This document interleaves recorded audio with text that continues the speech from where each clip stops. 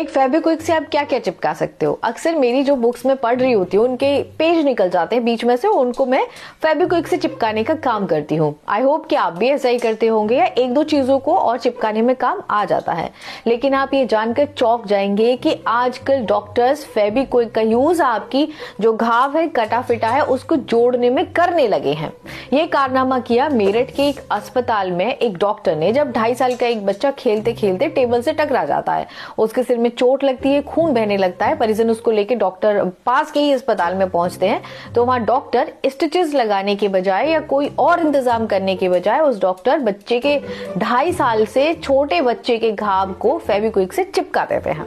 बच्चा रात भर रोता है, दर्द के मारे तड़पता है। जब परिजन उसको दूसरे अस्पताल में सुबह लेकर पहुंचते हैं तब पता चलता है कि भाई इस पे तो फेविक्विक लगाया गया है, जहां स्टिचेस लगाने चाहिए थे वहां फेविक्विक लगा के चिपका के बैंडेज करके बच्चे को घर भेज दिया गया है।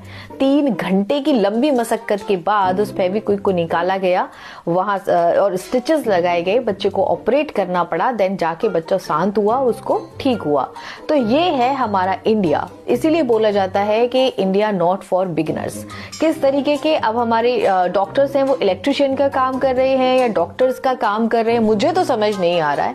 अगर आपको समझ आ रहा है तो आप मुझे जरूर बताइएगा। लेकिन एक चीज और यहाँ मैं आपसे पूछना चाहती हूँ, क्या ये जो हमारे पेपर लीक हो रहे हैं और जो सीटें हैं लगातार 15-15, 20-20 लाखों में जो बिक रही हैं, क्या ये कहीं वो जो डॉक्टर बन के आ रहे हैं बिकी हुई सीटों से, क्या उनका कोई कारनामा तो नहीं है?